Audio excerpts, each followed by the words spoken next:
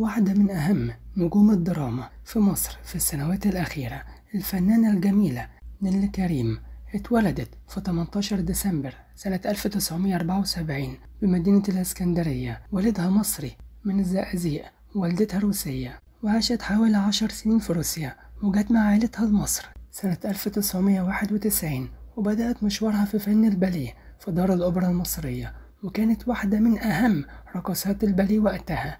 وقدرت نيللي كريم إنها تلفت نظر سيدة الشاشة العربية الفنانة فاتن حمامة لما كانت نيللي بتقدم الفوازير سنة 1999، وقررت فاتن حمامة اختيارها علشان تمثل معاها في مسلسل وجه القمر سنة 2000. وشاركت بعد كده نيللي في فيلم شباب على الهوى سنة 2002، لكنها محصلتش على شهرة كبيرة. بعد كده حققت نجاح كبير في فيلم سحر العيون سنة 2002 مع المطرب عامر منيب. واتجوزت الفنانة نيللي كريم 3 مرات، الأولى كانت من والد أبنائها كريم ويوسف، لكنها انفصلت عنه.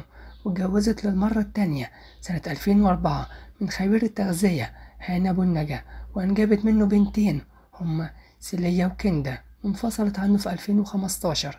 والجوازة الأخيرة ليها كانت من لاعب الاسكواش هشام عاشور في أغسطس 2021. والفنانة نيللي كريم شاركت في العديد من الأعمال السينمائية اللي حققت نجاح كبير، زي غبي منه فيه في 2004 مع النجم هاني رمزي، وفيلم حبك نار في 2004 مع المطرب مصطفى قمر، وحرب إيطاليا سنة 2005 مع النجم أحمد السقا، وفيلم الزهايمر سنة 2010 مع الزعيم عادل إمام، والفيل الأزرق في 2014 مع النجم كريم عبد العزيز. أما أعمالها الدرامية كانت بنت اسمها ذات سنة 2013، سجن النساء في 2014، تحت السيطرة سنة 2015، وسقوط حر في 2016، والأعلى سعر في 2017، وميت وش في 2020. وحصلت على العديد من الجوائز خلال مسيرتها الفنية، أهمها جائزة أفضل ممثلة من مهرجان القاهرة السينمائي الدولي.